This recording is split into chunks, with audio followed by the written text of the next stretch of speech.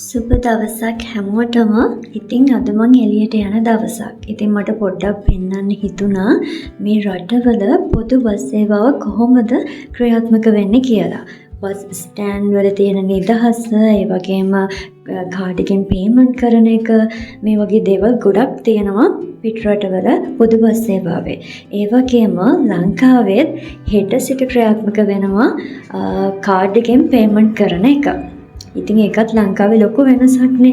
අපිට මේ විදිහට තමයි ඉස්සරහටත් ලංකාවේ දියුණුව බලාගන්න පුළුවන් වෙන්නේ.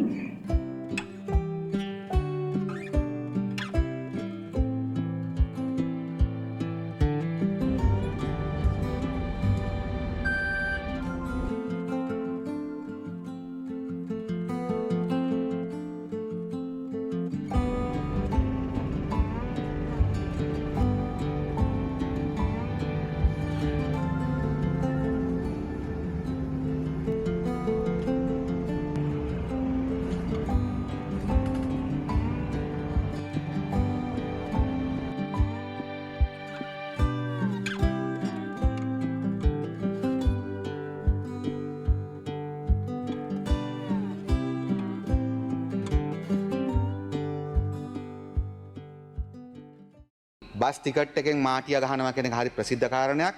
ලංකාවේ බස් කර්මාන්ත කරන්න බැරි එක ප්‍රධාන හේතුවක් ඒක. කිසිම ආදායමක් ගන්න බෑ ව්‍යාපාරිකයාට.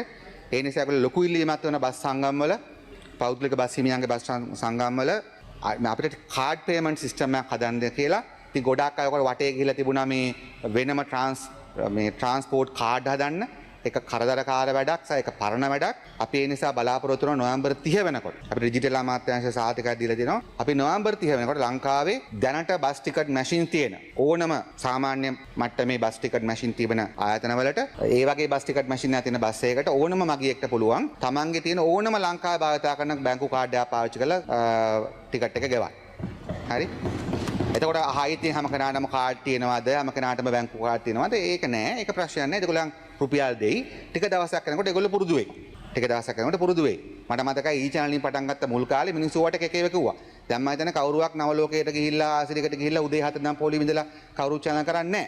ඒ නිසා ඕනම දෙයක් රටකට apply කරනකොට පොඩි කාලයක් ගිහිල්ලා කරයි. ඒ නිසා අපි බස් ටිකට් මැෂින් හඳුන්වනවා මේ ටිකට් කාඩ් පේමන්ට් සිස්ටම් හඳුන්වලා දෙනවා.